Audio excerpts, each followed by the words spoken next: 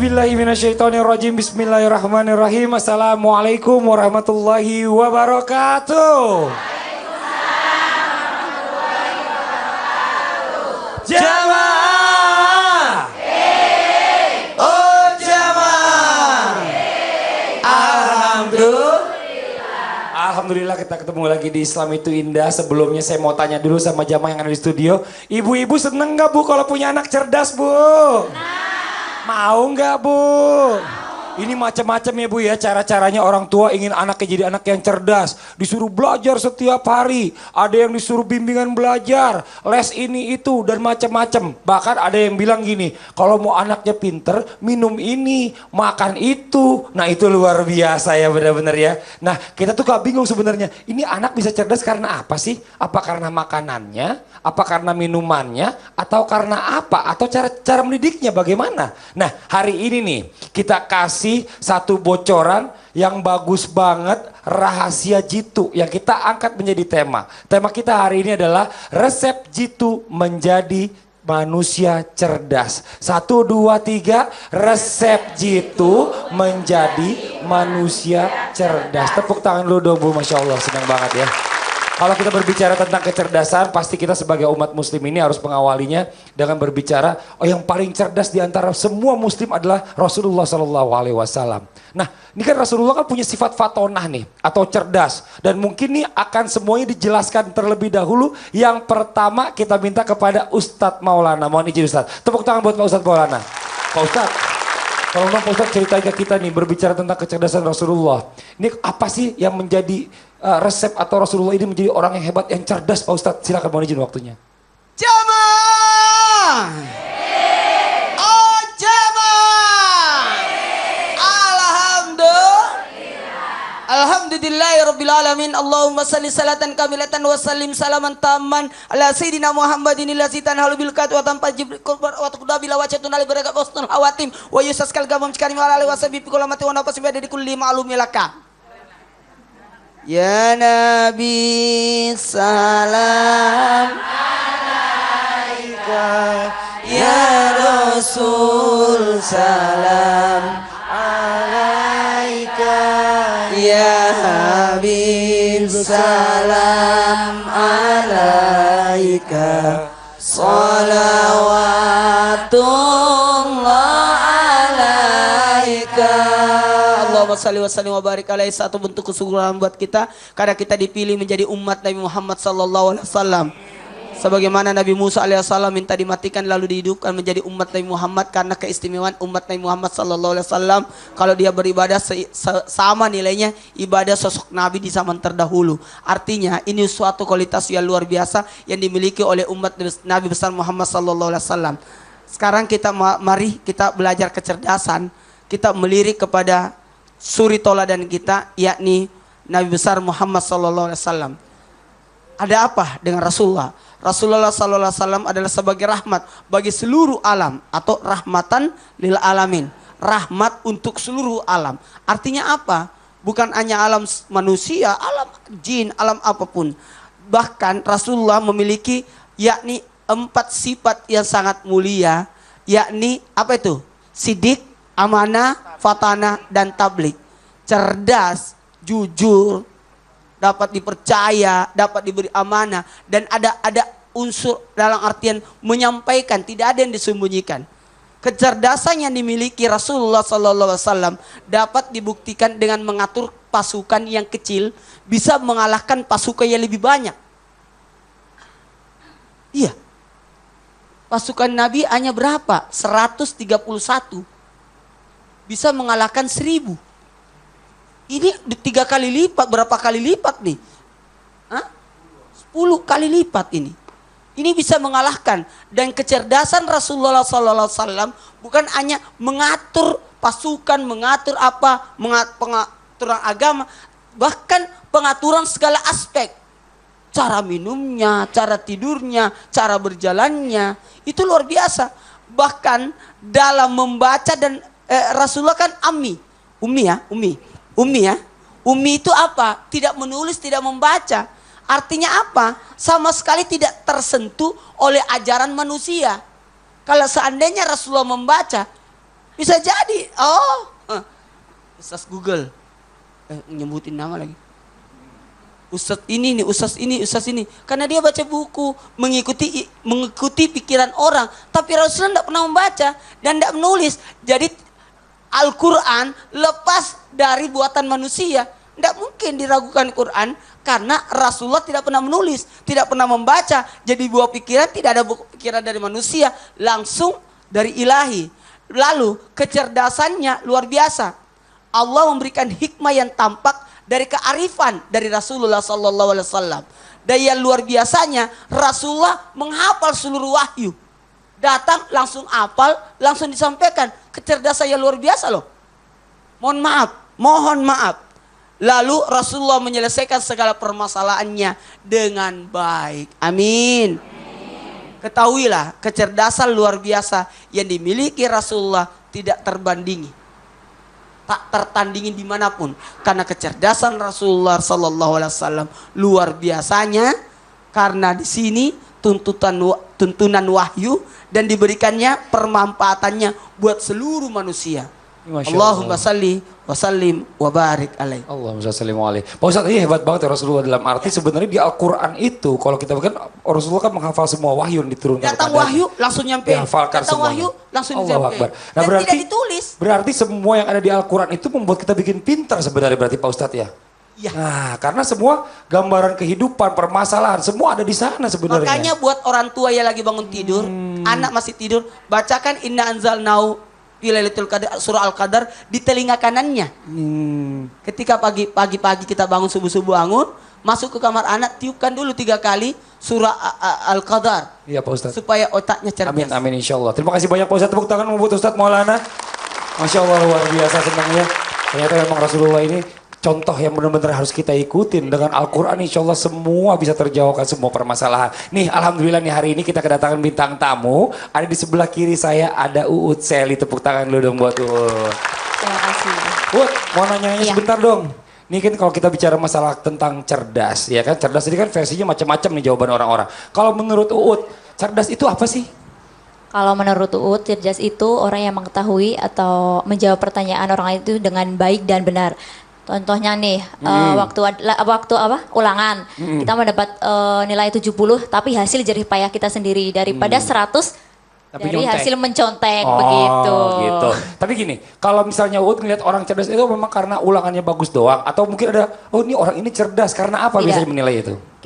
Kalau Uut menilainya dari mereka itu berbicara pada kita itu intinya itu apa, dari cara berbicaranya, cara pemikirannya itu seperti apa begitu. Iya, Masya Allah ya, jadi memang secara kita menghadapi orang itu, kalau orang itu kelihatan memang cerdas, kelihatan dari penampilannya. Oh, iya. Nah nggak bisa dibohongin ya. Makanya gini, benar-benar kata Uut tadi. Kalau orang itu baru ketahuan ketika dia ngomong. Makanya kalau mau bagus, jangan terlalu banyak ngomong. Siapa kata Nabi yang terlalu banyak ngomong akan terjadi banyak kesalahan. Makanya kalau ketika orang berbuat salah bisa membahayakan. Karena dari setiap omongan itu jangan sampai menyalahkan orang lain atau menyakiti perasaan orang lain. Iya. Pertanyaannya aku banyak ngomong juga ya. Tuh, ibu-ibu terus ibu-ibu kayak tukang parkir, tepuk tangan dulu dong. Ini Masya Allah nih. Ini Alhamdulillah nih Ibu, senang banget saya hari ini nih ya. Karena hari ini kita akan mendapatkan ilmu lagi yang luar biasa. Karena kita sudah kedatangan Ustadz Febri, tepuk tangan dulu dong. Abu Khansa, ya. Ustadz Febri sini dong, sebentar dong Ustadz. Ini dari tadi saya penasaran nih, karena kan banyak yang membeda-bedakan nih antara laki-laki dengan wanita. Berbicara tentang kecerdasan, berbicara tentang macam-macam dan lain-lain. Sebenarnya kalau misalnya dari Islam sendiri, apa sih yang membedakan nih penasaran banget tingkat kecerdasan yang dimiliki oleh laki-laki dengan perempuan? Silakan, mohon izin waktunya. Assalamualaikum warahmatullahi wabarakatuh. Ya. Baik, berbicara kecerdasan ini unik. Tahun 1996 ketika majalah Time di Amerika mengangkat tentang pelarangan lapisan cat tembok menggunakan etil merkuri. Tahu Ibu, etil merkuri itu adalah pengawet. Ya, itu pengawet. Nah, pada saat tahun 1996 itu disurvei. Dalam 1 tahun anak Amerika itu kecerdasannya turun 2%. Ya, turun 2%, Bu. Nah, mereka detail, meneliti terus meneliti. Nah, pada saat itu diambillah satu keputusan bahwa etil merkuri itu dilarang. Tapi hari ini etil merkuri tetap digunakan sebagai pelapis atau pengawet vaksin. Nah, jadi jangan heran Bu, nanti anak-anak kita Ya, ketika divaksin dengan kondisi lagi sakit divaksin, anak tersebut akan jadi anak autis. Ya, karena di dalamnya ada logam berat yang kuat. Ya, jadi nanti kecerdasannya menurun karena oksigen ke otaknya tidak berjalan lancar. Ya, jadi logam berat itu akan mengikat di dalam darah. Nah, lalu kalau tadi Mas Fadli menyampaikan kepada kita, apa sih perbedaan antara kecerdasan laki-laki dengan perempuan? Nah, kalau kita lihat dari sejarah, sebenarnya hampir tidak ada perbedaan, cuman otak wanita lebih cepat berkembang dibandingkan dengan laki-laki. Ya, usia 0 bulan sampai 6 tahun wanita lebih dominan. Makanya biasa kalau kita lihat 0 bulan, 6 tahun sampai 12 bulan. Nah, 12 tahun ya, wanita itu prestasinya baik. Ya. Nah, berkembangnya otak manusia atau laki-laki, otak kanan dan otak kiri itu dari 12 tahun sampai 18 tahun. Laki-laki. Nah, makanya laki-laki itu nanti tabiatnya akan terbentuk setelah usia 12 tahun. Ya, setelah usia 12 tahun. Nah, lalu apa beda wanita dengan laki-laki? Nah, wanita lebih cenderung menggunakan otak kiri. Ya, jadi menggunakan otak kiri jadi visual. Maka tadi kata bintang tamu dia melihat orang hanya dari yang pertama apa yang dia bicarakan, penampilan.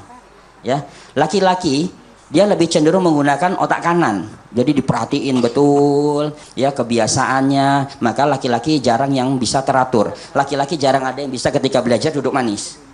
Ya, pasti kalau duduk sebentar lihat kanan, lihat kiri, lihat kanan, lihat kiri, dia tidak tenang. Nah, ya. Nah, jadi cenderung bukan visual tapi audio. Kinestetik ya. Jadi tidak bisa tenang.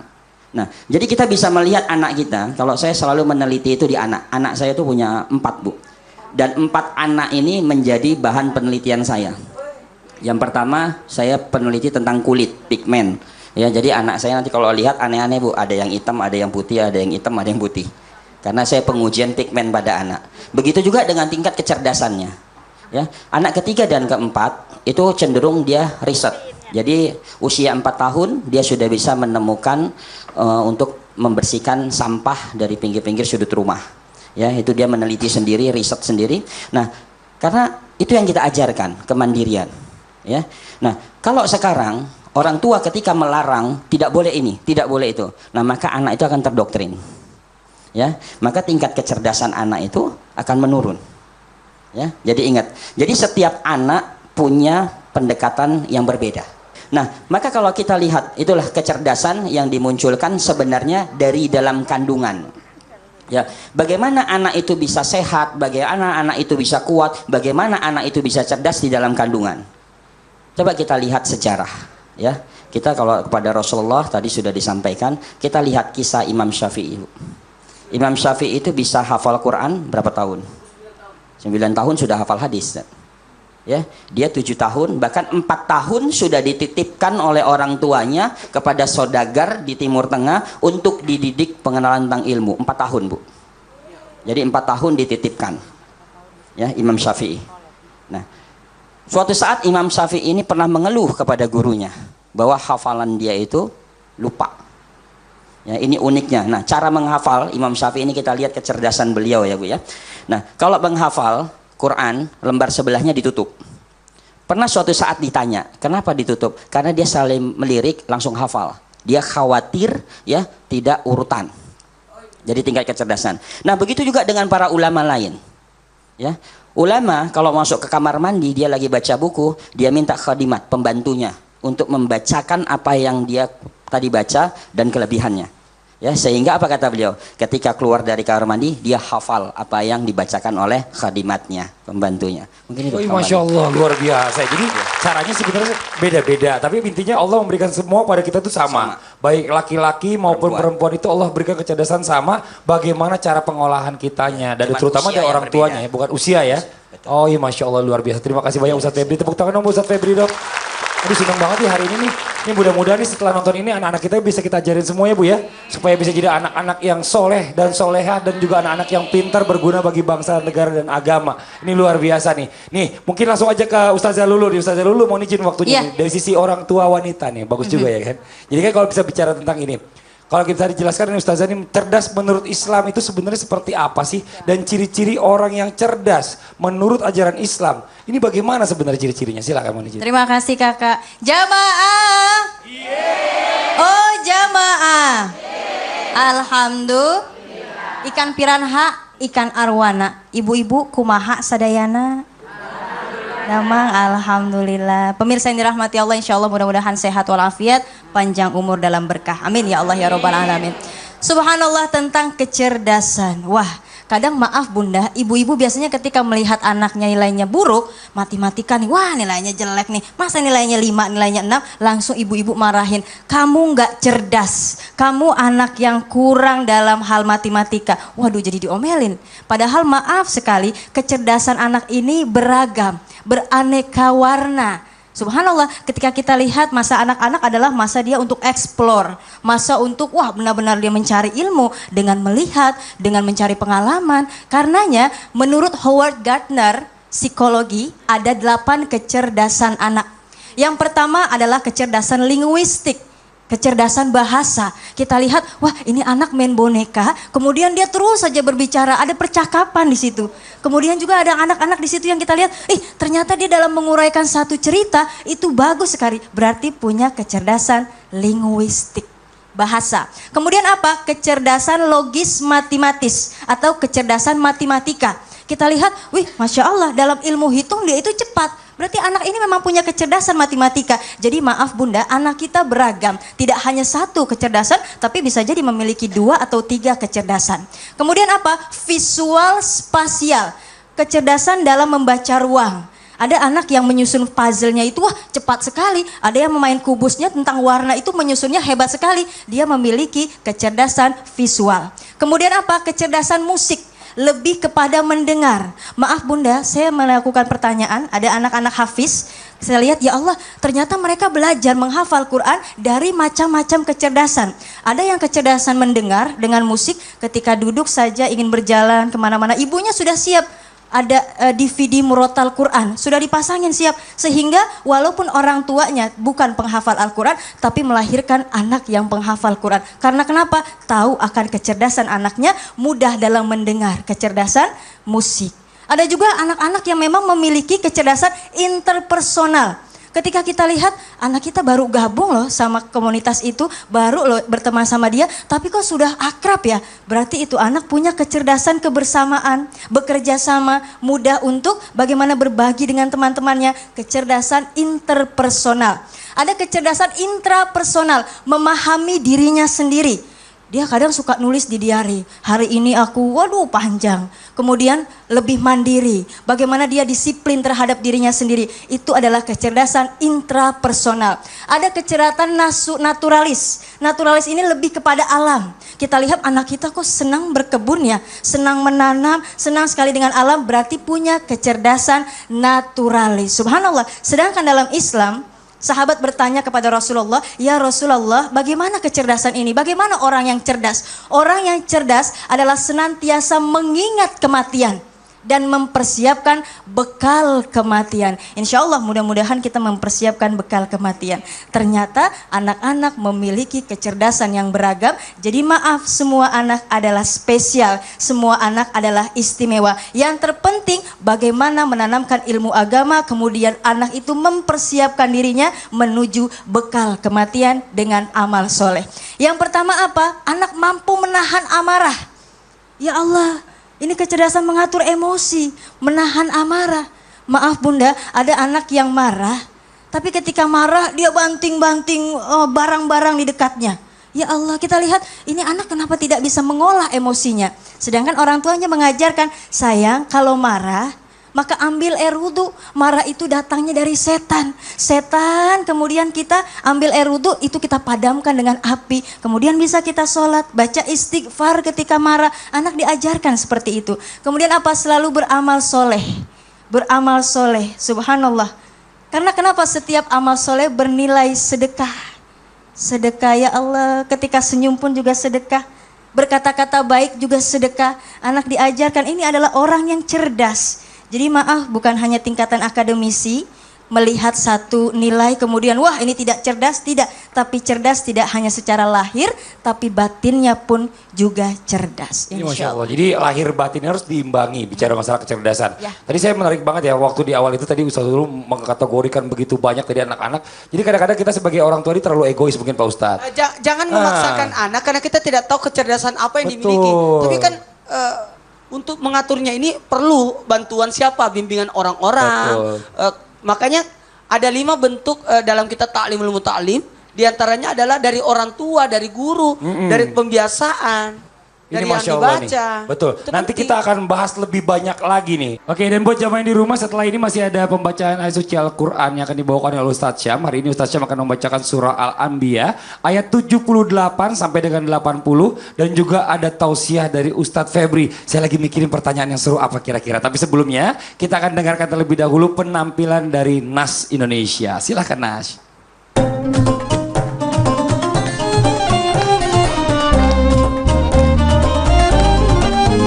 Siapakah mukmin yang paling utama? Siapakah mukmin yang paling cerdas? Nabi menjelaskan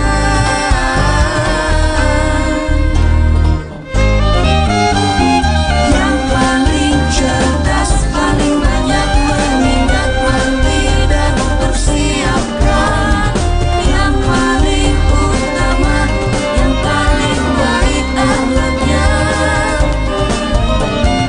Yang paling cerdas, paling banyak mengingat mati.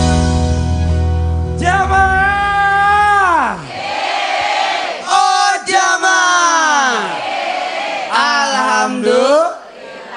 Alhamdulillahirrabbilalamin. Ketemu lagi di Islami Twina nih buat jamaah yang baru bergabung ya. Hari ini alhamdulillah senang banget. Tema kita hari ini adalah resep jitu menjadi manusia cerdas. Dengan bintang tamu kita ada seorang penyanyi dangdut sebelah kiri saya ada Uut Seli. Tepuk tangan dong buat Uut Seli.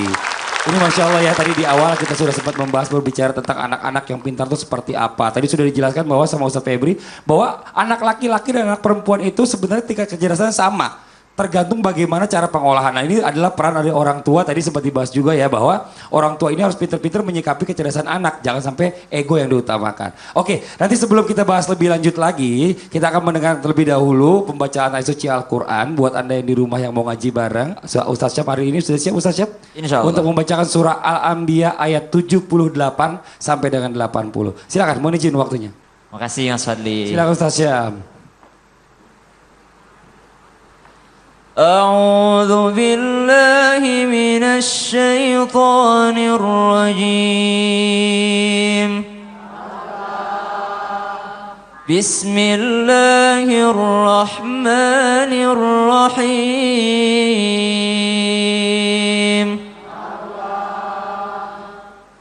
وداود وسليمان إذ يحكمان في الحرث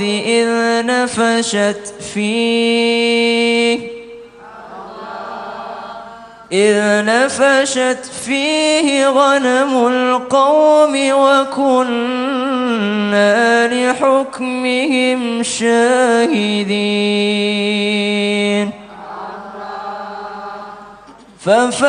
ففهمناها سليمان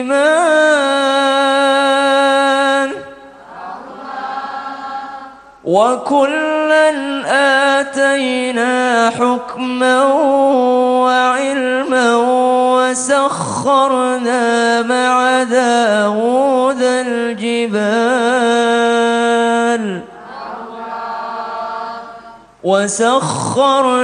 مع داود الجبال يسبحن والطير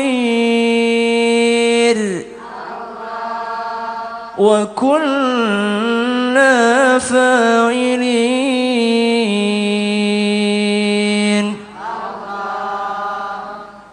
وعلمناه صنعة لبوس لكم لتحسنكم من بأسكم فهل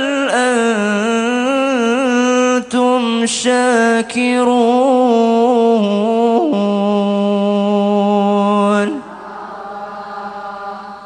Al-Quran surah Al-Anbiya ayat 78 sampai dengan ayat 80. Allah Subhanahu wa taala menjelaskan tentang kisahnya Nabi Sulaiman dan juga Nabi Daud. Nabi Daud adalah ayahnya Nabi Sulaiman. Jadi ini tentang bapak dan anak nih. Pada suatu hari Nabi Daud ini diminta untuk memberikan keputusan karena ada kambing yang merusak tanaman seseorang. Jadi ini yang punya kebun nih melapor sama Nabi Daud. Wahai Nabi Daud alaihissalam, bagaimana ini? Dirusak tanaman saya, dimakan ini. Ada yang menyebutkan itu adalah tanaman anggur. Ini dirusak tanaman saya sama kambing-kambing ini. Kambing-kambing ini saya harus tahan ini. Akhirnya datang seorang pengembala yang mengaku yang punya kambing tersebut. Nah, ini kambing saya Pak, saya minta maaf karena lepas dari pengawasan saya. Apa kata Nabi Daud alaihissalam? Kalau begitu kambing ini sekarang menjadi haknya yang punya kebun tadi yang dirusak. Tiba-tiba datanglah Nabi Sulaiman. Afahamnaha Sulaimana wa kullan ataina hukma wa ilma. Datang ini sang anak nih, Nabi Sulaiman. Ini anaknya Nabi Daud. Ayah, izinkan saya yang bikin keputusan gitu kan. Saya juga mau juga coba bagaimana jalan tengahnya nih. Karena orang yang pengembala ini tidak terima kalau kambingnya harus diambil. Apa kata Nabi Sulaiman alaihissalam? Gini aja ya. Ini kambing tetap menjadi miliknya sang pengembala, akan tetapi air susunya sang kambing dan hasilnya menjadi miliknya yang tadi dirusak kebunnya. Karena kan kebunnya nggak diapa-apain, cuman isinya doang. Nah, akhirnya diterimalah usulan daripada Nabi Sulaiman alaihissalam. Ini membuktikan bahwa tidak selamanya orang tua selalu benar. Kadangkala orang tua juga harus mendengarkan anak. Kan kadang-kadang ada orang tua yang egois tuh, selalu saja merasa benar, anaknya selalu salah, anaknya yang selalu salah. Namun begitu, buat teman-teman yang ada di rumah, walaupun pendidikan kita tinggi, walaupun ilmu kita tinggi, walaupun orang tua kita cuman petani, tetap kedudukan orang tua kita lebih mulia di mata Allah. Kenapa demikian? Karena dialah yang melahirkan kita, merekalah yang melahirkan kita. Bagaimana kita bisa berilmu kalau bukan mereka yang kasih makan dari kecil? Bagaimana kita bisa jadi orang pintar kalau bukan mereka yang menyekolahkan kita? Jadi tetap menghargai orang tua. Orang tua pun menghargai keputusan anak. Ya Bu ya. Kalau anaknya nggak mau misalnya dijodohin, jangan ya Bu ya. Soalnya tadi ada ibu-ibu yang jodoh-jodohin anaknya. Jadi jangan dipaksain anaknya. Kemudian disebutkan bahwasanya wa'allamnahu, kemudian dijelaskan di ayat selanjutnya di ayat 80 bahwasanya Nabi Daud juga diberikan kelebihan sama Allah. Jadi orang-orang diberikan kecerdasan masing-masing. Ada yang kecerdasannya seperti ini, ada kecerdasannya seperti ini, ada kecerdasannya seperti ini. Jadi ketika kita sudah merasa bahwa kita orang pintar, ternyata masih ada lagi di luar sana yang lebih pintar daripada kita. Jadi semakin Anda pintar, orang cerdas adalah semakin dia merasa tahu, semakin dia menghargai pendapat orang lain. Shadaqallahul azim. Masya Allah luar biasa Ustaz Syamsi aja ini senang banget. Emang kadang-kadang kita ini sebagai manusia ini sebagai orang tua kebanyakan egonya ya Bu ya. Ngerasa diri kita selalu benar. Ternyata tadi Ustaz bilang bahwa kadang-kadang kita harus mendengarkan anak-anak juga. Ya, karena anak-anak kan Bu, fantasinya. Kadang-kala tembok dicoret-coret, jangan dimarahin dulu. Mungkin dia lagi berfantasi, betul, lagi gambar apa gitu. Siapkan aja wadahnya. Sebenarnya anak itu memiliki kecerdasan yang masing-masing beda. Ya, kita membatasi kreativitas jadinya. Ini mungkin dari bintang tamu kita, tadi mau ditanyain kan nih sama narasumber kita. Ya, ini kan sekarang banyak banget orang yang cerdas sehingga menyesatkan kecerdasannya. Nah, misalnya membantah pendapat orang lain atau meragukan keberadaan Allah. Itu gimana pendapatnya? Oh, jadi karena kecerdasannya jadi makin sesat dia ya. Bukannya makin baik malah makin sesat. Ini bagaimana nih? Ustadz Morana dulu deh, mau izin Pak Ustadz. Ini, mengajarkan anak atau mempelajari ilmu, seharusnya mempelajari ilmu itu ada syaratnya. Ada guru, pembimbing. Ketika orang belajar ilmu sendiri tanpa guru, setanlah gurunya. Karena kita butuh guru yang membimbing, mengarahkan diri kita. Ketika kita baca buku atau belajar ilmu tanpa ada pembimbing, bisa jadi kita mengarang-arang, ini maksudnya ini, maksudnya ini. Jadi tapi ada juga nih, ketika belajar harus menggunakan alat. Alatnya apa? Jangan sampai alat yang salah. Ini alatnya makanya harus ada bahasa, ada kalau di dalam nahwu saraf dan sebagainya, itu harusnya ada pembimbing yang alat. Masya Allah. Ustaz Zalulu ada mau ditambahkan silakan. Iya, kita harus kembalikan bahwa ilmu itu adalah milik Allah, yang maha memberikan ilmu adalah Allah. Kemudian kita juga tahu bahwa ketika yang pertama wahyu turun adalah tentang Quran surah Al-Alaq, yang pertama Iqra, bacalah. Kemudian Rasulullah pun tidak bisa membaca. Iqra ma'ana biqari, ma'ana biqari 3 kali disebutkan tidak bisa membaca, kemudian dipeluk, dirangkul. Kemudian bisa Iqra bismi rabbikal ladzi khalaq. Jadi ketika belajar, ketika membaca, jangan hadirkan diri kita sebagai orang yang sombong. Tidak, tapi harus melibatkan Allah di sana. Jadi tidak ada kita merasa paling baik, paling benar. Allah yang memiliki ilmu dan kita mendapatkan ilmu dari Allah, itu yang menjadikan ilmu lebih manfaat insya Allah. Masya Allah. Ustadz Syam silakan. Ya, betul sekali yang dikatakan Ustaz dulu, Ustaz Maulana, bahwasanya ada alat, ada Iqra ini ya, kita membaca. Kenapa demikian? Banyak teman-teman yang begini. Ada kisah nyata bahwasanya ada seorang yang datang ke ulama. Wahai Syekh, saya mau murtad. Saya tidak percaya lagi ada Allah itu, tidak masuk akal itu Allah, tidak pernah kelihatan kok. Nah, ini pasti pernah terlintas di pikiran para mahasiswa, para teman-teman yang mulai belajar. Kemudian apa kata Syekh tersebut? Kau kenapa bisa berkata demikian? Saya mencari di biologi, saya mencari di fisika, tidak ada itu bukti bahwa adanya Allah. Kemudian kata Syekh itu, kamu pernah cari di dalam Al-Quran? Kamu ini muslim sejak lahir, tapi kamu lebih sering membaca buku luar daripada Al-Quran. Ini yang membuat kita semakin ragu. Kita terlalu sering membaca buku dari luar, tapi kita jarang membaca Al-Quran. Maka kita semakin jauh daripada keberadaan Tuhan. Bagaimana kita bisa menemukan Tuhan kalau kita lebih sering membaca buku-buku yang dari luar dibandingkan buku yang diturunkan oleh Allah Subhanahu wa Ya, taala. Masya Allah, jadi harus diimbangi antara buku-buku dari luar dengan Al-Quran pelajaran Betul. agama juga harus seimbang. Iya. Jadi tidak merasa dirinya ujub gitu ya. Betul. Atau merasa diri paling hebat. Ini Masya Allah, tapi saya agak sedikit menarik gini. Mohon maaf sebelumnya Ustaz Febri. Bisa dijelaskan nggak kepada kita nih kalau kita berbicara tentang masalah makanan nih. Makanan dan minuman. Di zaman Rasulullah ada nggak sih makanan atau minuman yang membuat seseorang itu bikin jadi cerdas? Silakan, mohon izin waktunya, silakan Pak Ustadz. Assalamualaikum warahmatullahi wabarakatuh. Ya, para jamaah, ya Islam itu indah. Kalau kita bicara makanan, ya Nabi hanya mengangkat tentang kecerdasan itu paling banyak adalah kismis. Ya, kalau Anda pengen punya anak penghafal Al-Quran, maka hafalah kismis. Kalau Anda pengen punya anak penghafal hadis, maka makanlah kismis. Ya, jadi kismis yang kuning atau kismis emas dikenalnya. Ya, tapi sebelum makan, sebenarnya saya sedikit cerita tentang cerdas itu ternyata, Ustadz, itu dilihat dari awal proses melahirkan bisa terbentuk kecerdasan. Nah, dalam satu penelitian, wanita yang melahirkan normal dengan sesar itu punya tingkat kecerdasan anak yang berbeda. Nah, kalau kita lihat dari awal melahirkan, baru kita bicara makanan nih, ya, makanan dan minuman. Ya, dari hasil penelitian bahwa bayi yang dilahirkan normal itu punya tingkat kecerdasan lebih tinggi dibandingkan dengan sesar. Nah, ini. Maka dalam Islam ada adab ketika hamil itu banyak silaturahim. Ya, jadi ada Islam mengajarkan ya pada saat hamil yang pertama silaturahim, yang kedua kenalkan huruf-huruf Al-Quran di dalam kandungan. Jadi pendidikan Islam itu dari 0 bulan. Semenjak kita tahu istri kita hamil, nah kenalkan, ambil huruf-huruf hijaiyah, kenalkan dalam perut, nah ini huruf A, ini huruf Ba, ini huruf Ta. Jadi ketika bayi itu lahir, dia sudah terbiasa mengenal huruf-huruf Al-Quran. Ya. Nah yang kedua tadi, pada saat lahiran, bayi yang dilahirkan normal, maka protein di otak itu akan lebih banyak dibandingkan dengan sesar. Ya. Maka tumpukan protein yang baik di otak itu yang membangun tingkat intelijen anak lebih cerdas.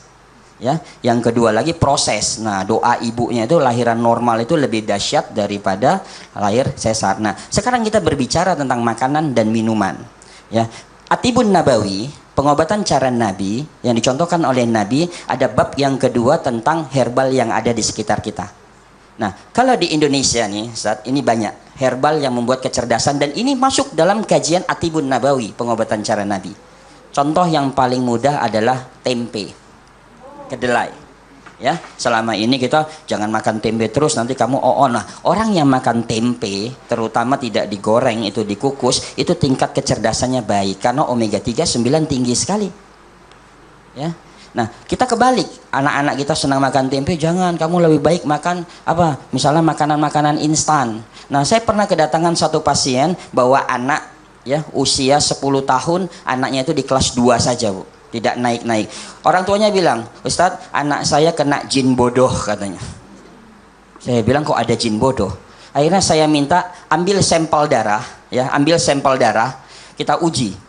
Ternyata pada saat di darahnya itu kita lihat adalah kandungan-kandungan makanan sisa, ya. Jadi makanan-makanan yang menggunakan penyedap itu mengikat di dalam darahnya dan itu menyumbat di saraf otaknya. Maka disitulah anak itu tidak bisa berpikir. Ya, jadi makanan instan nih hati-hati. Ya, makanan instan. Nah, maka Islam mengajarkan cara yang baik kepada kita. Nah, bagaimana kita kembali kepada alam.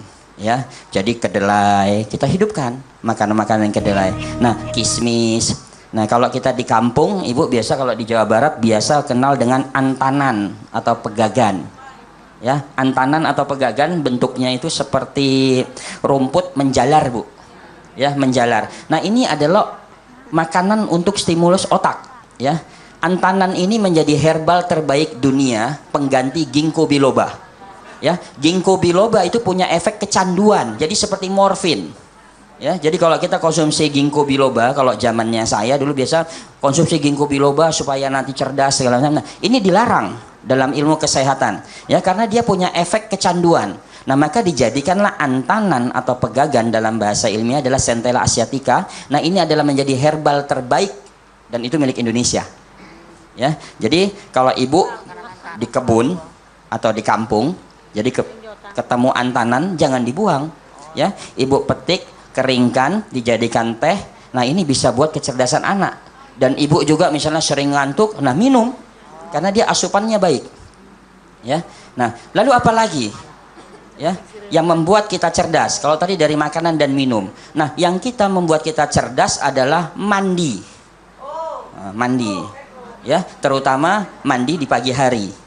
Ya, mandi di pagi hari. Nah, makanya sentuhan air, kalau tadi Ustazah Lulu menyampaikan, ya berwudu, ya. Udah gitu juga kecerdasan emosional itu kita lihat dari anak-anak yang punya karakter yang berbeda-beda. Jadi kita tidak bisa mengambil standar bahwa anak kita itu satu pelajaran jelek langsung kita bilang anak bodoh, tidak. Ya, selalu membiasakan anak itu silakan kreatif masing-masing. Nah, karena setiap anak penangkapannya beda-beda, Bu. Saya punya anak nomor 2 maunya perfect, nilainya harus tinggi semuanya. Nah, nomor 3 paling cuek, dia tidak pernah, dia bilang, ayah aku ranking 30 dari 34. Ya Allah. Tapi bagi dia hal yang biasa. Betul. Nah, tapi dia punya keilmuan lain. Nah, maka kita tidak bisa kita mengkriminalkan anak kita bahwa karena nilainya jelek langsung kita salahkan. Oke. Nih, tadi saya masih penasaran dengan antanan itu. Antanan itu daun, berupa daun. Daun. Oh, berupa daun. Ya. Adanya di Biasa di pinggiran sawah. tanaman, pinggiran sawah. Oh, ibu-ibu tahu, saya belum tahu nih, makanya buat zaman di rumahnya gue belum tahu nih. Antanan tadi dekat-dekat pinggiran sawah tuh Ntar suka dibawa ada. katanya, ntar dibawa. Oh, mau dibawain. Oh, ya Allah, Bu, baik banget, alhamdulillah. Ini luar biasa nih buat jamaah semua yang ada di studio. Seneng gak, Bu? Alhamdulillah ya, Bu ya. Nih buat jamaah yang di rumah nih jangan kemana-mana nih. Masih banyak tausiah yang akan disampaikan oleh narasumber kita yang insya Allah akan bermanfaat buat kita semuanya. Nanti kita lanjutkan lagi setelah satu ini, tetap di Islam itu Indah. Jamaah. Oh, jamaah. Alhamdulillah. Yang paling cerdas, paling banyak mengingat, mandi dan persiapkan. Yang paling utama, yang paling baik akhlaknya. Masih di Islam itu Indah, masih di tema kita hari ini adalah resep jitu menjadi manusia cerdas. Nih buat yang baru bergabung nih, Masya Allah ya, hari ini kita kedatangan bintang tamu penyanyi dangdut. Ada Uut Sally di sebelah kiri saya. Tepuk tangan sekali lagi dong. Aduh, senang banget ya Allah nih. Ini sekarang nih sebelum kita mendengarkan kembali tausiah nih Pak Ustadz nih. Ada yang curhat juga nih di email kita nih Pak Ustadz. Apa ya? Biasa ada jamaah Islam itu Indah, Masya Allah kita sebut aja dia hamba Allah ya Bu ya. Yang ingin permasalahannya diselesaikan oleh tim Islam itu Indah nih. Insya Allah mudah-mudahan bisa diselesaikan. Kalau gitu langsung aja kita sudah terhubung dengan beliau, silakan. Assalamualaikum. Halo, assalamualaikum. Waalaikumsalam Ibu. Silakan Bu permasalahannya. Selamat pagi Bapak Ustadz, Ustazah. Saya mau minta solusi. Jadi gini, suami saya beberapa bulan ini tiba-tiba menjadi orang temperamental dan sukanya marah-marah. Kalau ngomong sama saya dan anak-anak, nadanya meninggi hingga kadang-kadang membentak saya. Padahal saya selalu bertanya kepada suami saya, apakah dia sedang ada masalah. Tetapi di setiap saya menanya, dia selalu menghindar dan malah membentak saya. Sampai-sampai dia bilang sama saya, jangan sok ikut campur. Dan setiap dia marah, dia selalu memanting-manting barang yang ada di depan anak-anak. Sehingga anak-anak jadi takut untuk tinggal di rumah. Saya kasihan sama anak-anak, Pak Ustadz. Melihat ayahnya jadi seperti orang tidak kehilangan arah. Jadi bagaimana saya sebagai seorang istri untuk menyenangkan suami saya. Dan sebagai seorang ibu, cara saya memberi pengertian pada anak-anak agar mereka tidak membenci ayahnya. Ya. Ibu, mohon maaf sebentar ya, jangan ditutup dulu teleponnya. Yang pertama saya mau tanya adalah, Ibu kan sudah menikah berarti sudah lama ya Bu ya, lebih dari 5 tahun atau 6 tahun ya Bu ya?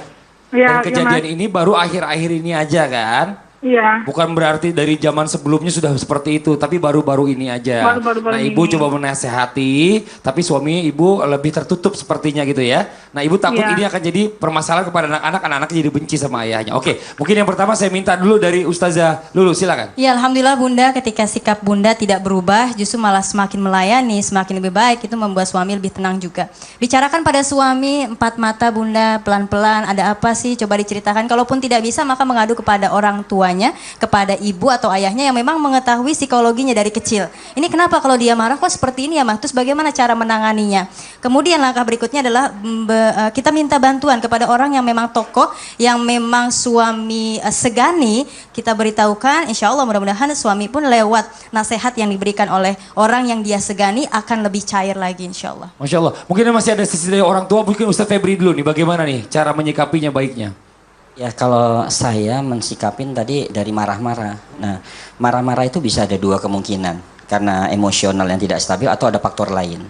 Nah maka para ulama itu mengatakan kalau kalian pengen lihat wajah setan, ya maka ketika ketika marah bercermin. Maka itulah wajah setan aslinya. Astagfirullahaladzim. Ya. Serem Ya, amat. jadi seperti itu. Nah, tapi yang di sini yang terpenting adalah yang pertama, kalau ibu tadi sudah Ustazah Lulu sudah menyampaikan sangat baik. Coba bareng berdua ngobrol, bila perlu cari tempat yang nyaman, diskusi. Ya, diskusi yang baik. Nah, kalau tidak, ada cara, ada pendapat para ulama. Di sini terjadi ijtihad para ulama, yaitu kita dibenarkan membacakan di air, ya, membacakan di air. Apa? Nah, salah satunya adalah suratul Fatihah. Ya, silakan. Nah, suratul Fatihah berapa kali tidak perlu dihitung jumlahnya. Ya, karena Ibnu Qayyim mengatakan bacalah berulang-ulang kali. Nah, bisa jadi marahnya dia itu karena ada faktor lain tadi. Ya. Nah, setelah itu muawijatain salasa, ya, muawijatain salasa, yaitu Al-Ikhlas, Al-Falaq, An-Nas 3 kali. Nah, diceret tempat minum. Ya. Jadi tanpa sepengetahuan suami. Nah, tanpa sepengetahuan suami, jadi nanti pada saat suami minum, nah itu juga bisa menjadi asyifa bagi suami. Masya Allah. Coba nih, sekarang dari anak-anak nih, bagaimana nih dari sisi anak-anak nih? Silakan Ustaz Kalau Syah. misalnya ibunya bertanya bagaimana supaya anak-anak tidak membenci ayahnya, ya berikan kami pengetahuan tentang ayah kami adalah ayah yang baik gitu kan. Kalau misalnya ayah lagi marah-marah, mungkin berikan pengetahuan kepada anak-anak, oh anak-anak ayah kalian lagi ada Betul. masalah di luar, Betul. ayo bantu ayah kalian dengan doa, ayo dekati ayah Masya Allah, kalian. benar. Bukan jadi kompor. Bukan Tuh, jadi lihat tuh, jangan kompor. dicontoh Iya, ayah kamu ya. nah, benar. Begitu lagi. Nah, ini ibu gimana Bu? Coba ibu minta ditanggapi dulu nih dengan jawaban tadi. Gimana? Halo? Bu? Kita Assalamualaikum. kepancing juga emosinya gitu. Halo? Iya, gimana Bu? Misalnya kan suami lagi marah-marah gitu kan, yang namanya orang kena bentak, pasti kita juga bakalan ikutan marah gitu kan. Terus bagaimana? Apakah saya termasuk istri durhaka karena saya sudah membentak suami saya? Apakah karena saya diri saya ini udah dizolimi gitu? Iya. Ustadz Maulana mau izinin. Cara yang terbaik menghadapi orang yang suka marah, tetap tenang. Wallace, slow. Tetap tenang, jangan padamkan api dengan api. Padamkan api dengan air. Ketika suami marah, ibu tenang. Mohon maaf kepada semuanya ibu-ibu, tenang. Tenangkan diri, kemudian lihat saat yang tepat, nanti tanyakan. Betul tadi yang dikatakan Ustaz Febri, bisa jadi lagi emosi. Biasanya wanita laki-laki itu perempuan marah karena lagi dapat.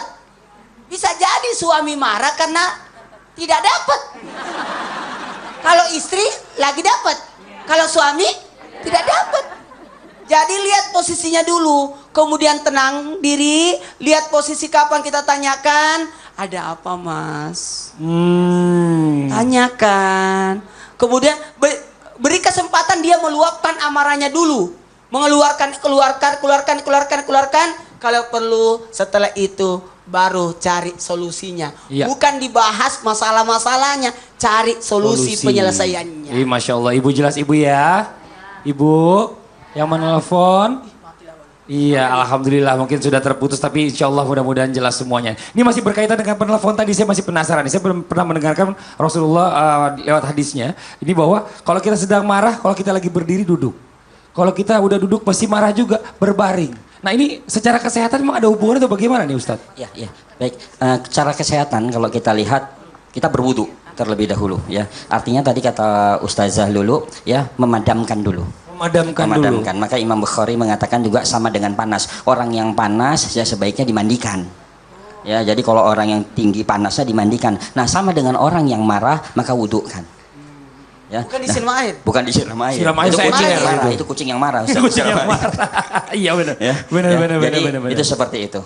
Ya, lalu berjalan ya. Berjalan atau duduk, rubah posisi intinya. Jadi ketika dia marahnya berdiri, maka duduk atau berbaring atau berjalan. Ya, berjalan. Nah, karena jantung, kalau kita lihat amarah itu muncul dari jantung. Ya, jantung itu menguasai dua sifat. Yang pertama amarah dan kegembiraan. Nah, nih hati-hati nih. Makanya kalau kita lihat Ustadz pelawak itu mati jantungan. Oh jantungan. Nah, Kalau Ustadz karena lucu? terlalu ketawa. Kalau Ustadz lucu juga jantungan. Jangan dong.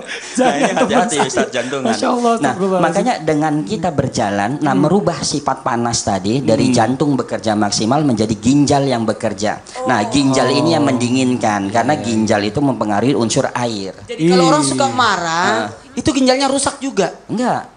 Yang Ginjal yang harus mendinginkan. diaktifkan. Yang harus Bukan diaktifkan. jantung Kalau yang terlalu rusak. aktif, Jantung yang rusak. Iya. Ya, wudhu, selesai wudhu mandi, pas mandi minum yang banyak, ginjalnya jadi adem juga. Ini Masya Allah. ya. Terima kasih banyak Ustadz Iya, Febri. sama-sama. Ini satu lagi nih ya, mungkin langsung diberikan tausiah aja nih biar lebih jelas lagi. Saya tuh sering dengar banget kalau orang berbicara tentang masalah kecerdasan itu pasti berkaitan dengan otak. Bener ya? Sebenarnya ada nggak sih dari tibu nabawa ini organ lain yang berpengaruh kepada kecerdasan seseorang Ustadz? Mohon izin waktu silakan. Baik. Ya, para jamaah. Nah, berbicara tentang kecerdasan, Islam mengangkat tentang dua organ. Sebagaimana tadi penelpon saya katakan adalah jantung dan ginjal. Ya. Jadi dua organ ini yang mempengaruhi tingkat kecerdasan. Nah, maka tadi pada saat yang season yang kedua tadi saya sampaikan, nah salah satunya adalah mandi atau kita berwudu. Ya, jadi titik kecerdasan yang kuat itu selain di kepala adalah di sela-sela telinga. Jadi kalau kita lihat telinga kita Ibu, ya di dalamnya itu ada lekukan dua. Nah itu yang mempengaruhi antara titik jantung dan ginjal. Ya. Yang kedua, ya caranya bagaimana lagi? Nah di waktu duha, ketika kita keluar cahaya matahari keluar, maka dalil tentang wasamsi waduha ada cahaya matahari, ada gerakan sholat. Maka panaskan fungsi ginjal kita. Jadi ginjal kita itu punya dua sifat, panas dan dingin. Makanya orang yang sakit ginjal itu bisa jadi suruh banyak minum air, yang satu lagi tidak boleh banyak minum air. Karena dia punya dua sifat panas dan dingin, dia yang mensupport nanti ke jantung. Makanya waktu duha silakan Ibu berjemur ya, pegang bagian pinggang, posisinya seperti ruku. Jadi tegak, ruku, tegak, ruku. Nah, ini untuk memacu ginjal kita supaya baik. Ya, jadi nanti Ibu ada masalah peradangan pada ginjal, itu tingkat emosi juga tidak stabil. Ya. Nah, yang berikutnya adalah di waktu asar. Ginjal bekerja adalah di waktu asar. Ketika sumsum tulang belakang diproduksi, itulah yang mengantarkan kita untuk cerdas. Ya, untuk pintar. Makanya masa belajar yang paling baik selain sepertiga malam atau selain jam 10 malam, ya, maka para ulama juga mengatakan sepertiga malam dan di waktu asar. Ya, makanya hati-hati di waktu asar ini adalah doktrin yang tepat untuk anak-anak kita. Makanya anak-anak kita kalau ada film menjelang maghrib itu cepat hafal. Ya, Ibu nonton film di waktu asar, film yang sedih sama film yang ditonton nanti di malam hari sama film yang sedih itu lebih nangis sesedih-sedihnya itu di waktu asar. Jadi cepat sekali hafal. Nah maka disinilah setan tidak membiarkan untuk kita bisa menghafal dengan cepat pelajaran-pelajaran. Ya, coba nanti mulai hari ini Ibu manfaatkan waktu asar, maka muncullah waktu asar itu ada doa perlindungan pagi dan petang dan itu di waktu asar. Ya, jadi kalau mau anaknya cerdas, ya di waktu asar mulai latih. Ya, ini ada kisah yang menarik. Ya, sebenarnya dalam Islam tidak ada anak yang bodoh. Ya, tapi bagaimana potensi? Karena kepintaran itu salah satu gen. Ya, gen itu hanya 1% yang mempengaruhi anak itu pintar. 99% adalah lingkungan dan teman-temannya. Ya. Ada salah satu tempat di mana adalah kumpulan anak-anak yang bodoh. Ya, dianggap di sekolah itu adalah anak-anak yang bodoh, yang tidak prestasi, ya nilainya jelek. Nah, pada saat itu dikenalkan Al-Quran. Ya, dites IQ-nya rendah. Diperkenalkan Al-Quran. Ya, selama 3 bulan dia menghafal Al-Quran. Nah, jadi tubuh kita mulai bisa merespon itu 3 bulan untuk menghafal Al-Quran. Ya, atau melakukan perbuatan baik. Jadi setelah 3 bulan alarm sudah bunyi. Ya, diperkenalkan Al-Quran selama 3 bulan dan sehingga anak itu bisa menghafal Al-Quran, dan alhamdulillah di antara anak-anak yang bodoh tadi bisa menyelesaikan hafalan itu 6 bulan. Ya, jadi di Saudi itu standar menghafal Al-Quran itu paling lama itu 1 tahun 2 bulan di Hay'ah itu. Nah, ternyata anak-anak yang menghafal Al-Quran yang tadinya dikatakan bodoh itu dites, Bu. IQ-nya dites lagi. Ternyata mereka di atas rata-rata semuanya. Anak-anak yang tadinya tidak dianggap, nah ternyata bisa mereka menyelesaikan S1-nya hanya 1 tahun. Kedokteran itu hanya 1 tahun, ya 5 bulan. Nah, ini menandakan dalam Islam bahwa setiap anak yang dilahirkan semuanya cerdas. Ya, tidak ada anak yang dianggap bodoh, wah anak ini penyakitan. Nah, kalau memang anak kita seperti itu, maka kita lihat apa yang kita kasih makan untuk anak kita. Ya, kita telusuri. Kenapa anak ini diajak untuk kebaikan, untuk belajar sulit? Nah, cara belajar yang harus kita tanamkan beda dengan cara belajar kita dulu. Kita ditungguin, kita bisa dipelototin guru aja kita sudah diam. Nah, sekarang guru melototin, anak bisa ngelawan. Adabnya beda. Maka Nabi mengatakan, ajarkanlah anak-anak kalian sesuai dengan zamannya. Ya, beda, maka ada tarik ulur. Ya, saya mengajarkan anak-anak yang bodoh itu, yang katanya bodoh, ya, dengan beberapa huruf-huruf Al-Quran kita buat dengan monopoli, petak umpet segala macam supaya mereka cinta kepada Al-Quran. Ya, jadi intinya Islam mengajarkan kepada kita itu, ya, tidak ada yang bodoh. Tidak ada semuanya yang bodoh, punya potensi semuanya yang punya baik. potensi. Dan tadi organ-organ yang berpengaruh tadi apa? Ginjal Jantung juga. dan ginjal. Jantung. Jantung Jadi dan bukan ginjal. cuma otak yang membuat Iya, meningkatkan jantung dan kecerdasan ginjal yang kita. mempengaruhi Ini Masya Allah luar biasa nih, bagus banget. Ini senang banget ya Pak Ustadz ya. Ini hari ini kita benar-benar mendapatkan sesuatu yang luar biasa gitu loh. Nah ini buat jamaah yang ada di rumah, ini jangan kemana-mana. Setelah ini kita akan mendengarkan ada tausiah dari Ustadz Syam mengenai amalan apa yang diajarkan di dalam Islam agar menjadi laki-laki yang cerdas secara emosi dan juga pikiran, dan juga dilanjutkan oleh tausiah dari Ustaz Zalulu mengenai amalan bagi para wanita agar menjadi perempuan yang cerdas dan membanggakan. Tetap di Islam itu indah. Jamaah. Oh jamaah. Alhamdulillah. Yang paling cerdas, paling banyak mengingat, mandi dan bersiapkan.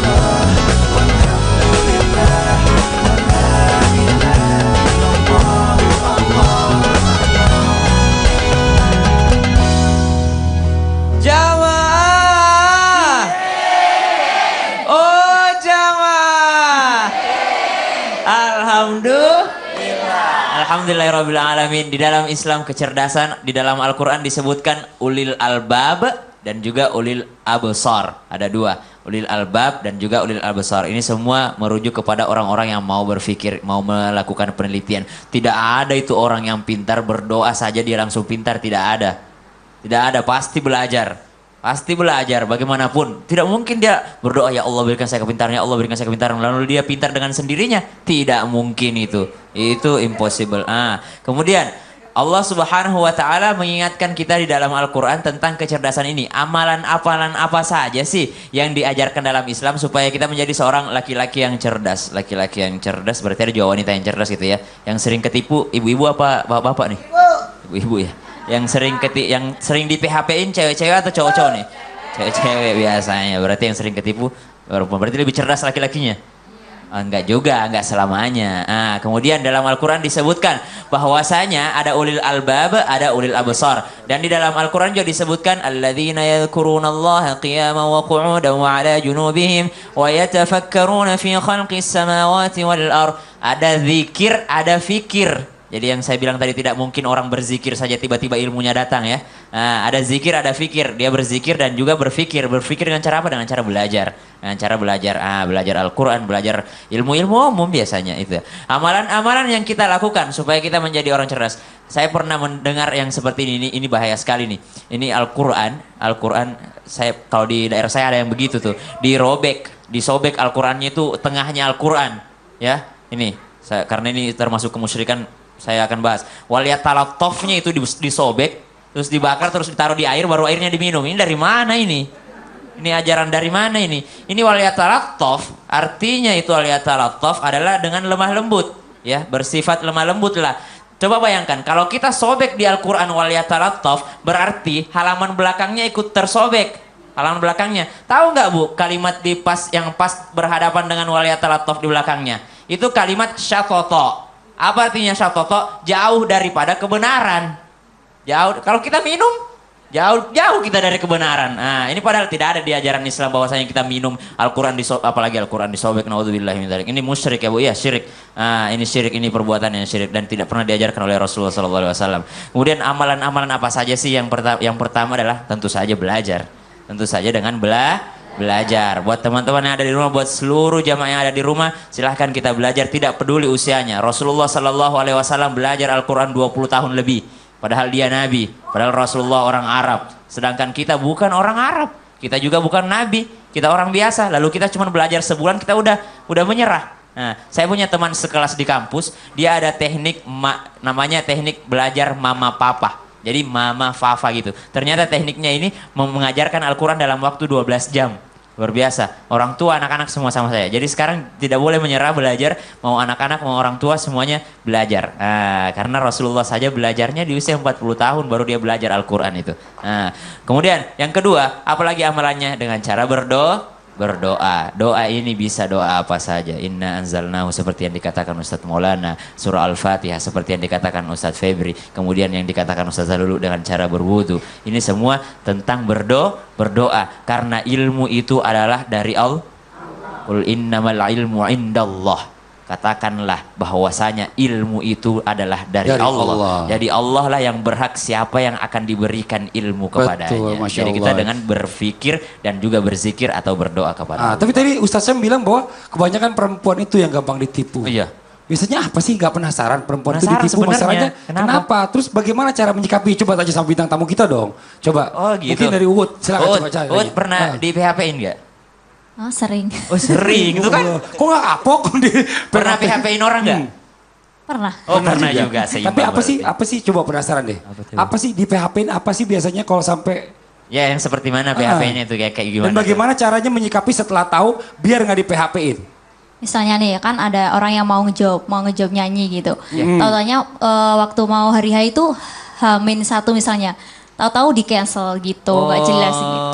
Pekerjaannya, gitu. akhirnya dia mau nyanyi nggak jelas. jadi. Nggak Itu namanya jelas. salah. Itu namanya ngundangnya Atau gini. PHP. Rezeki tidak akan tertukar. Betul. Bukan manusia yang kasih kita rezeki. Tapi Allah. Amin. Bisa jadi hari itu kita dibatalin dan Allah menghendaki kita untuk istirahat. Betul, Dan Pak Ustaz. seandainya kita terima job itu bisa jadi ada sesuatu Betul. yang merugikan diri kita. Betul. Ya, tetap bersangka aja. Nah, ini makanya dibuat para wanita ini mungkin juga perlu mendengarkan nih Pak Ustadz di tausiah dari Ustadz Zalulu tentang amalan-amalan apa saja yang diajarkan dalam Islam agar menjadi wanita atau perempuan yang cerdas dalam menghadapi kehidupan sehingga dapat menjadi wanita yang membanggakan. Ustadz Zalulu, mohon Ya. waktunya, tepuk tangan dulu dong Pak Ustadz Zalulu. Jamaah. Oh jamaah. Alhamdulillah. Subhanallah, insya Allah mudah-mudahan kita memiliki ilmu pengetahuan, kemudian juga cerdas dimanfaatkan untuk umat. Subhanallah, dalam kitab Ta'limut Ta'lim, akhilan tanadal ilma illa bisittatin sa'unbi'uka an tafsiliha bibayanin. Engkau tidak akan mendapatkan ilmu kecuali dengan 6. Dzakaun, cerdas. Kita semua memiliki kecerdasan kinestetik, linguistik, spasial, banyak kecerdasan. Kemudian apa? Wahirsun, tomak rakus, haus akan ilmu pengetahuan. Dzakaun wahirsun wajtihadun, bersungguh-sungguh. Manjada wajada, barang siapa yang bersungguh-sungguh maka berhasillah ia, maka dapatlah ia. Dzakaun wahirsun wajtihadun wadirhamun, adanya dana. Subhanallah Bunda, kita ingin anak kita cerdas, maka kita berikan anak kita dana, kemudian kita cari, oh mana nih, oh ada penghafal Quran, kita ingin masukin ke sana, kemudian pasti otomatis ada dananya. Oh ada lagi nih belajar bahasa Arab, otomatis ada dananya. Dakaun wa hirsun wa ijtihadun wa dirhamun wa suhbatul ustad, dekat terhadap ustad. Jadi maaf, tidak hanya sekedar belajar lewat buku, lewat internet, tapi juga harus ada ustadznya, harus ada gurunya. Wa suhbatul ustad wa tuluz zaman, waktu yang lama. Dan orang tua perlu diketahui, untuk melahirkan anak yang cerdas, beda antara pengajaran dan pendidikan. Seperti yang tadi Ustadz Febri sampaikan, pengajaran alimu auladakum li'annahum makhluk lizaman ghairu zamanikum. Ajarkan anak-anakmu karena mereka hidup di zamannya, bukan di zamanmu. Zaman kita dulu tidak ada internet, zaman kita dulu tidak ada sosial media, zaman sekarang anak-anak ada, maka awasilah anak-anak kita. Kemudian pengajaran hanya nyangkut ke dalam otak. Anak belajar tentang bahasa Inggris cukup nyangkut ke dalam otak. Anak belajar tentang hadis, man la yarham la yurham, barang siapa yang tidak menyayangi tidak akan disayangi, nyangkut ke dalam otak. Tapi beda dengan pendidikan, menjadikan akhlak, menjadikan pribadi, menjadikan hidupnya sehari-hari. Apa itu pendidikan? Adibu auladakum ala talatin hisolin, didiklah anakmu 3 perkara. Hubbin nabiikum, cinta terhadap nabi, cinta terhadap bacaan Al-Quran, cinta keluarga Nabi. Subhanallah, insya Allah mudah-mudahan kita melahirkan anak-anak yang cerdas. Kemudian amalan apa saja untuk melahirkan anak yang cerdas dan kita menjadi cerdas? Pertama tentu harus menuntut ilmu. Talabul ilmi fardhatun ala kulli muslim. Menuntut ilmu wajib bagi setiap muslim. Kemudian mengkaji Al-Quran. Subhanallah, hudan linnas. Al-Quran adalah petunjuk untuk kita semuanya. Tidak ada kebohongan di dalamnya, benar datangnya dari Allah. Karenanya membuat kita cerdas. Kemudian bersyukur kepada Allah, dengan tidak hanya sebatas kita belajar, tapi mengamalkan pelajaran tersebut. Kemudian mengaplikasikan pelajaran tersebut. Kemudian apa? Memanfaatkan waktu. Karenanya ada surat yang tentang waktu. Wal asri innal insana lafi khusrin illa alladziina amanu wa 'amilus shalihat wa tawassaw bih wa tawassaw bih. Subhanallah, demi masa sesungguhnya manusia berada dalam kerugian kecuali orang beriman, beramal soleh, dan saling nasihat menasehati dalam kebenaran dan menetapi kesadaran. Orang cerdas senantiasa menjaga, memanfaatkan waktunya. Kemudian mengingat kematian. Sebagaimana sahabat bertanya kepada Rasulullah, siapakah orang yang cerdas? Dijawab, orang yang senantiasa mengingat kematian, kemudian senantiasa dia mempersiapkan bekal menuju kematian. Kemudian cerdas lahir, cerdas batin. Kita lihat anak kita cerdas secara akademis, di sekolah cerdas. Tapi latih juga anak kita untuk tidak hanya cerdas dari lahirnya, tapi batinnya bagaimana, untuk mengatur emosi, menjaga moralnya, akhlaknya. Kemudian senantiasa menjadikan Rasulullah sebagai teladan kita.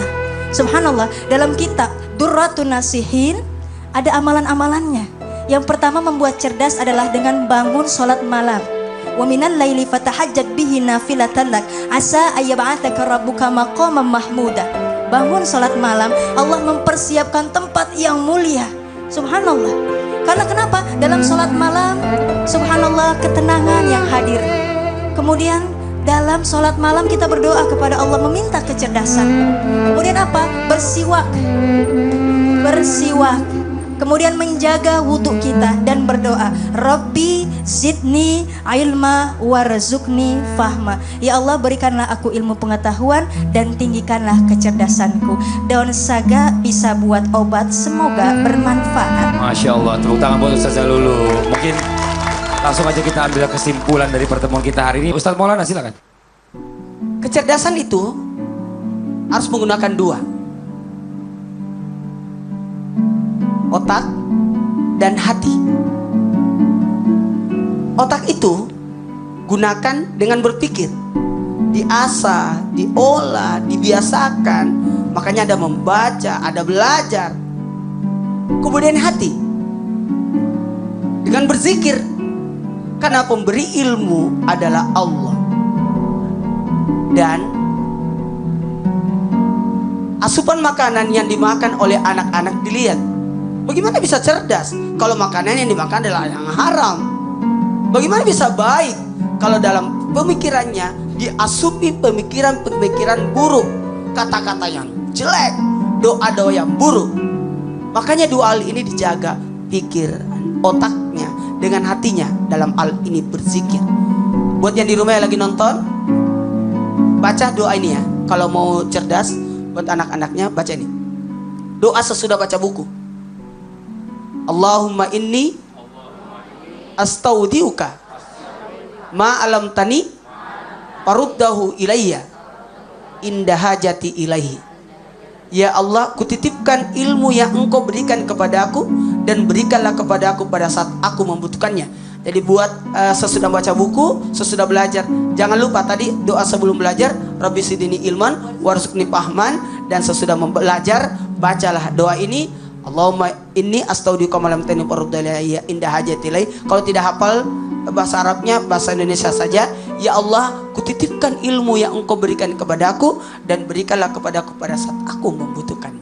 Alhamdulillah, alhamdulillahirabbil alamin. Demikianlah perjumpaan kita hari ini. Semoga apa yang disampaikan oleh narasumber kita barusan semuanya ya bisa jadi ilmu yang bermanfaat untuk kita semuanya. Amin amin ya rabbal alamin. Terima kasih banyak buat boleh sama-sama ke depan silakan maju. Terima kasih sudah hadir di Islam Itu Indah. Terima kasih banyak juga buat ibu-ibu yang sudah hadir dari Bogor. Mana dari Bogor? Tepuk tangan dulu yang dari Bogor. Yang dari Bekasi, mana dari Bekasi? Tepuk tangan dari Bekasi. Ini dari mana Ibu? Dari Bogor, tepuk tangan. Terima kasih banyak, mudah-mudahan Allah berikan keselamatan sampai di rumahnya. Buat jamaah di rumah juga terima kasih banyak yang selalu setia menyaksikan Islam Itu Indah. Jangan lupa besok kita akan kembali lagi di jam yang sama. Akhirnya saya Fadli mundur diri. Mohon maaf atas segala kekurangan. Wabillahi taufiq wal hidayah. Assalamualaikum warahmatullahi wabarakatuh.